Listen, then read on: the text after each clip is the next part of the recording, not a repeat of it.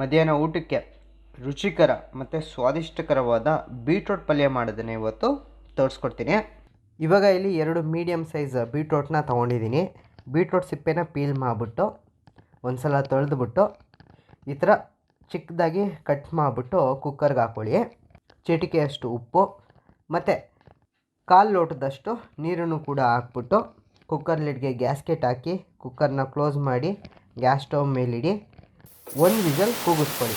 Pressure ಕಡಿಮೆ ಆದಮೇಲಿಂದ cooker ಲಿಡ್ನ open ಮಾಡಿ ಬೀಟ್ರೋಟ್ನ ಈ ಥರ ಬೇಯಿಸ್ಕೊಳ್ಳಿ. ಕೈಯಲ್ಲಿ ಈ ಥರ ಹಿಂಗೆ ಪ್ರೆಸ್ ಮಾಡಿದ್ರೆ ಬ್ರೇಕ್ ಆಗಬೇಕು. ಈ ಥರ ಬೇಯಿಸ್ಬಿಟ್ಟು ತಗೊಳ್ಳಿ. ಇವಾಗ ಬೀಟ್ರೋಟ್ನ ಬೇಯಿಸ್ಕೊಂಡಿರ್ತೀವಲ್ಲ, ಆ ನೀರಲ್ಲಿ ರಸಮ್ನು ಕೂಡ ಮಾಡ್ಬೋದು. ನೆಕ್ಸ್ಟ್ ವಿಡಿಯೋದಲ್ಲಿ ತಿಳಿಸ್ಕೊಡ್ತೀನಿ ಬೀಟ್ರೋಟ್ ರಸಮ್ ಯಾವ ಥರ ಮಾಡೋದು ಅಂತ. ಈ ಬೀಟ್ರೋಟ್ ನೀರನ್ನ ಒಂದು ಕಡೆ ಎತ್ತಿಟ್ಕೊಳ್ಳಿ. ನಂತರದಲ್ಲಿ ಸ್ಟವ್ ಆನ್ ಮಾಡಿ ಪಾತ್ರೆ ಇಡಿ. 1 ಟೇಬಲ್ ಸ್ಪೂನ್ ಎಣ್ಣೆ ಹಾಕಿ. ಎಣ್ಣೆ ಕಾದ್ಮೇಲಿಂದ 1/4 ಟೀ ಸ್ಪೂನ್ ಸಾಸಿವೆ ಹಾಕಿ.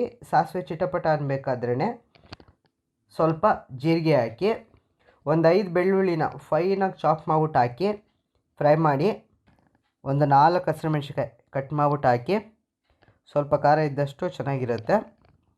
ಇವಾಗ ಫೈನಾಗಿ ಚಾಪ್ ಮಾಡಿರೋ ಒಂದು ಈರುಳ್ಳಿನೂ ಕೂಡ ಹಾಕಿ ಫ್ರೈ ಮಾಡ್ಕೊಳ್ಳಿ. ಒಂದು ಕಡ್ಡಿ ಕರಿಬೇವು ಹಾಕಿ ಫ್ರೈ ಮಾಡ್ಕೊಳ್ಳಿ. ಚಿಟಿಕೆ ಅರಿಶಿನ ಪುಡಿನೂ ಕೂಡ ಹಾಕಿ ಫ್ರೈ ಮಾಡ್ಕೊಳ್ಳಿ. ಇವಾಗ ಬೀಟ್ರೋಟ್ನ ಒಗ್ಗರಣೆಗೆ ಹಾಕಿ ಮಿಕ್ಸ್ ಮಾಡಿ. ಇವಾಗ ರುಚಿಗೆ ತಕ್ಕಷ್ಟು ಉಪ್ಪು ಹಾಕಿ. ಬೀಟ್ರೋಟ್ ಬೇಯಿಸ್ಕೊಳ್ಬೇಕಾದ್ರೂ ಸ್ವಲ್ಪ ಉಪ್ಪು ಹಾಕೊಂಡಿರೋದ್ರಿಂದ ಉಪ್ಪನ್ನ ಸ್ವಲ್ಪ ಕಡಿಮೆನೇ ಹಾಕ್ಕೊಳ್ಳಿ. ಬೀಟ್ರೋಟಲ್ಲಿರುವಂತಹ ನೀರಿನ ಅಂಶ ಡ್ರೈ ಆಗಬೇಕು. ಹೀಟನ್ನು ಮೀಡಿಯಮ್ ಫ್ಲೇಮಲ್ಲಿ ಇಟ್ಬಿಟ್ಟು ಸ್ವಲ್ಪ ಹೊತ್ತು ಕೈ ಆಡ್ತಾಯಿರಿ, ಎಲ್ಲ ಡ್ರೈ ಆಗುತ್ತೆ.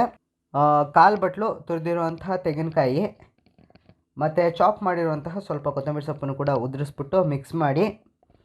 ಇವಾಗ ಸ್ವಾದಿಷ್ಟಕರವಾದ ಬೀಟ್ರೋಟ್ ಪಲ್ಯ ತಯಾರಾಗಿದೆ. ಇವಾಗ ನಾವು ಸರ್ವಿಂಗ್ ತೊಗೊಂಡಿದ್ದೀವಿ. ನಮಸ್ತೆ ಸ್ನೇಹಿತರೆ, ನೋಡಿ ಈಗ ಮಧ್ಯಾಹ್ನದ ಊಟಕ್ಕೆ ಬೀಟ್ರೋಟ್ ಪಲ್ಯ ಮತ್ತು ಹೀರೆಕಾಯಿ ಸಾಂಬಾರು ಮತ್ತು ರಾಗಿ ಮುದ್ದೆ, ಹಾಗೆ ರಸಮ್, ಬೇಳೆ ರಸಮ್, ಹೀರೆಕಾಯಿ ಸಾಂಬಾರು ಒಳ್ಳೆ ಗಮ್ಮಂತ ಇದೆ ನೋಡಿ. ಸೊ ಇಲ್ಲಿ ತಟ್ಟೆಯಲ್ಲಿ ನೋಡಿ ನಾವು ಈ ರೀತಿ ಸರ್ವ್ ಮಾಡ್ಕೊಂಡಿದ್ದೀವಿ. ಸೊ ನೀವು ಕೂಡ ಈ ಥರ ಮಾಡ್ಕೊಂಡು ಸರ್ವ್ ಮಾಡ್ಕೋಬೋದು. ಸೊ ಟೇಸ್ಟು ತಿಂದು ನೋಡಿ ಹೇಳ್ತೀನಿ ನಿಮ್ಗೆ ಯಾವ ರೀತಿ ಇದೆ ಅಂತ. ಒಟ್ಟು ನೋಡಿ ಮುದ್ದೆ ಒಳ್ಳೆ ಎಷ್ಟು ಸ್ಮೂತಾಗಿ ಕೆಂಪಿಗೆ ಕೈಗಂಟೋದಿಲ್ಲ. ತುಂಬ ಚೆನ್ನಾಗಿದೆ. ನೀವು ಮುದ್ದೆ ಬರಿಬೇಕಾದ್ರೆ ಸ್ವಲ್ಪ ಸಾಂಬಾರು ಮಾಡಿ ನಂತರ ಹಿಂಗೆ ಹಾಕೋಬೇಕು. ಸಾಂಬಾರು ಅಜ್ಜಿ ನೋಡಿ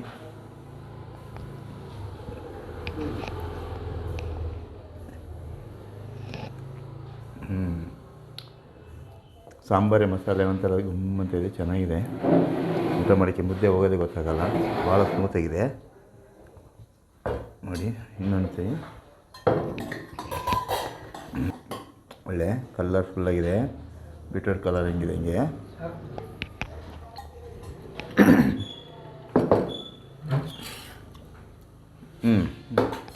ಹದವಾಗಿ ತುಂಬ ಚೆನ್ನಾಗಿ ಬೆಂದಿದೆ. ಕಾಯಿ ತುರಿದ್ರಿಂದ ಕಾಯಿ ಮತ್ತು ಪಲ್ಯ ಮತ್ತು ಕರಿಬೇವು ಸೊಪ್ಪು ತುಂಬ ಒಳ್ಳೆ 3 ಸೇರಿಸಿ ಜಗಿದ್ರೆ ತುಂಬ ಒಳ್ಳೆ ಅದ್ಭುತವಾದ ರುಚಿ ಬರ್ತಾಯಿದೆ ನೋಡಿ. ಹೀರೆಕಾಯಿನೂ ಕೂಡ ನೋಡಿ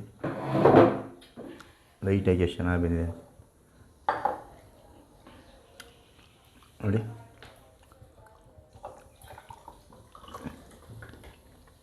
ಸೊ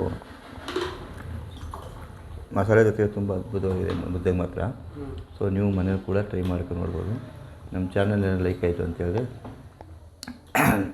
ಸಬ್ಸ್ಕ್ರೈಬ್ ಮಾಡ್ಕೊಳ್ಳಿ, ಶೇರ್ ಮಾಡಿ.